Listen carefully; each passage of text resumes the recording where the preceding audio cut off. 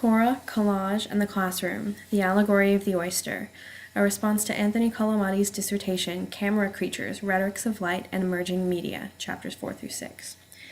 The language of photography and videography is violent. Shooting, capturing, rolling, the take, the shutter, the flash. Photography is a violation. The shooter imposes on someone else's space and in capturing an image steals something from that person in that place. In representing the image, its original meaning and context are lost. Violence is an inextricable part of the human condition, as if we suffer passively from it. But this doesn't need to be a negative thing. As Heidegger would say, there is no negative, but only the perception and ease of thinking of something as negation. Violence can be useful in a metaphorical sense, overthrowing worn-out ideas and rapturing us from our complacency. In discussing Ulmer, Kent, and Vitanza in his final chapter on cheating as pedagogy, Collamati advocates a pedagogy of resistance, which is a form of violence. College is meant to take students apart and reassemble them as new, and hopefully better, citizens. The best moments of my education have been the ones that blew my mind. Surely that must have been painful. And it was. But it was also amazing. The beauty of college is its diversity of people, subject areas, and activities. So college is a collage. Students can make connections across the disciplines, if they're open to seeing them, and those moments are the most exciting, and potentially the most dismaying at the same time. What we do matters? Great! Oh, shit! Ulmer's idea of collage as a political act and an act of resistance to established modes of expression and education is an intriguing model for pedagogy. Teaching English 103 already has a collage-like feel, a mashup of diverse articles, various perspectives on what constitutes good writing, and lots of YouTube videos. The mood is often disjunct, but is that what we should be trying for?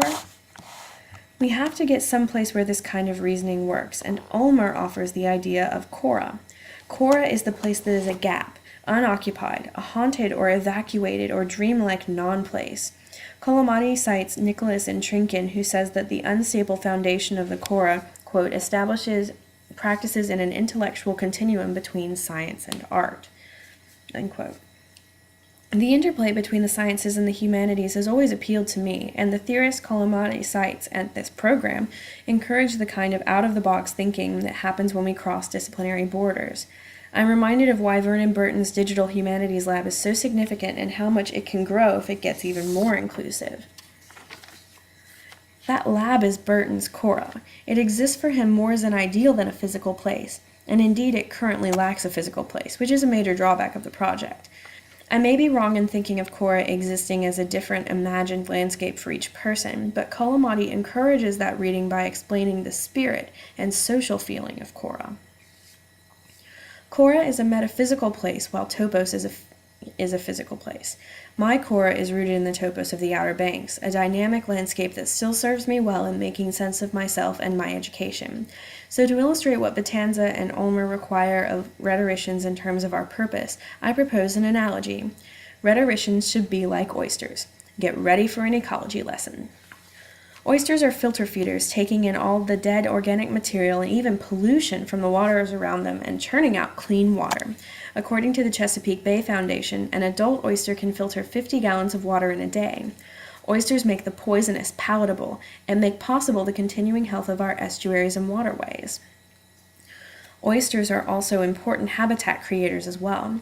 They form a community by attaching to each other or some other substrate.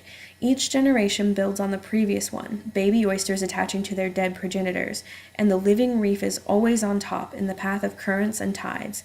They can function both in and out of the water and can survive its tidal churning. Reefs provide shelter for juvenile fish and crustaceans from predators and trap nutrients for the fish to consume, just as we offer students new ways of thinking and let them explore freely in a safe environment.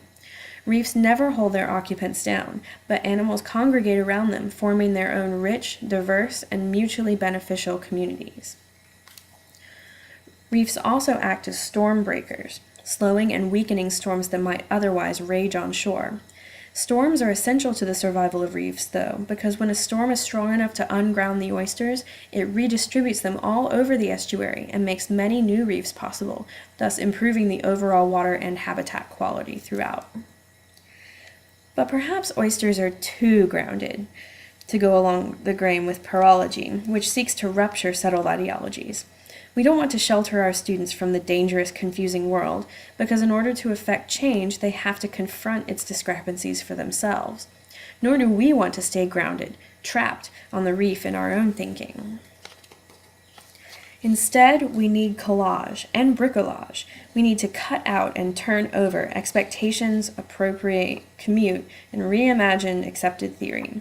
If not, we risk stagnation, which is dangerous. We need violence. We need to get pushed around, ripped away from the structures we've come to accept, and thrown into a wholly new core to rethink ourselves from the ground up.